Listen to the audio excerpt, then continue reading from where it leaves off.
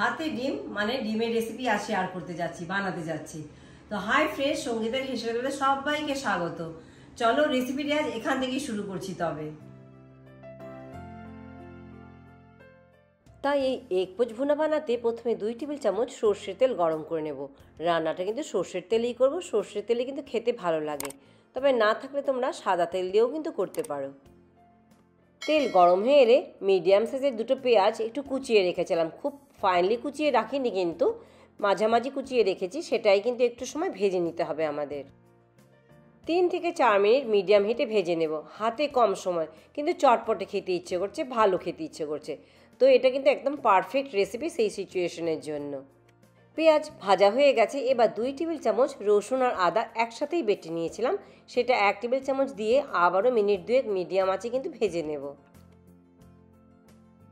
এতে করে রসুন আর আদার কাঁচা গন্ধটা কিছুটা মরে যাবে, তবে কষাতে কষাতে পুরোটাই মরে যাবে। পরে দিচ্ছি 2টো কুচিয়ে রাখা কাঁচা লঙ্কা, স্বাদ অনুযায়ী লবণ, হাফ চা চামচ হলুদ গুঁড়ো, হাফ চা চামচ লাল লঙ্কার গুঁড়ো, আর হাফ চা চামচ দেবো গরম মশলা গুঁড়ো। আর দেবো একটি বড় সাইজের টমেটো কুচিয়ে রেখেছিলাম, সেটা দিয়ে দিচ্ছি। আর এই টমেটো কিন্তু আমার বাগানের কিন্তু।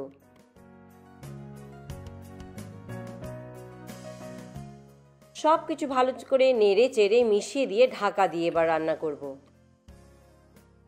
মিডিয়াম টু লো হিটে 4 থেকে 5 মিনিট ঢাকা দিয়ে রান্না করব। এতে টমেটো ভালো করে গলে যাবে, আর এতে করে মশলাও কিন্তু আমাদের ভালো করে কষানো হয়ে যাবে। তোমরা আমার ভিডিওটি ফেসবুক পেজ থেকে দেখে থাকলে পেজটি লাইক করে চ্যানেলটি সাবস্ক্রাইব করে দেওয়ার অনুরোধ রইল।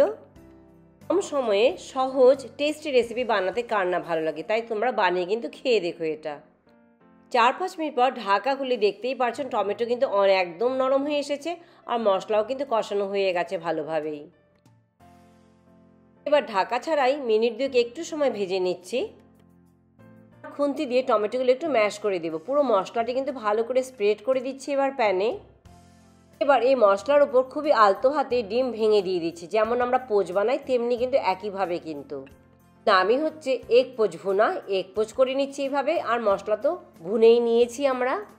আমি এখানে 4টে ডিম ব্যবহার করেছি। এই ডিমের কুসুমের উপর সামান্য লবণ আর একটু চিলি ফ্লেক্স ছড়িয়ে দিচ্ছি। এতে করে কিন্তু খাবার সময় কুসুমটি খুব পানসে লাগবে না, একটু চটপটা লবণের সাথেও এসে যাবে। এবার ঢাকা দিয়ে 4 থেকে 5 মিনিট একটু ঢাকা দিয়ে রান্না করে নেব। এতে করে ডিম কিন্তু ভালোভাবে কুক হয়ে যাবে। রান্না কিন্তু আমাদের অলমোস্ট হয়ে এসেছে, খুব একটা সময় লাগে না, খুবই ঝটপট। যেমন বললাম, হাতে কম সময় থাকলে আর টেস্টি খেতে ইচ্ছে করলে চটপটা একদম পারফেক্ট রেসিপিটা। আর দেখতে পাচ্ছ কুসুমও কিন্তু ওয়েল কুকড হয়ে গেছে।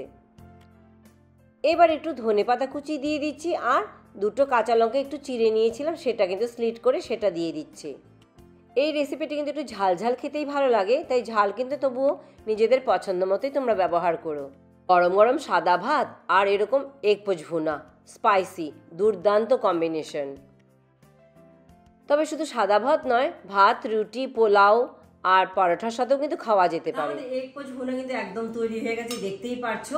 জাস্ট অ্যাটাক করবার পালা আজ। তো খুবই সিম্পল একটি রেসিপি তোমাদের সাথে শেয়ার করেছি আজকে।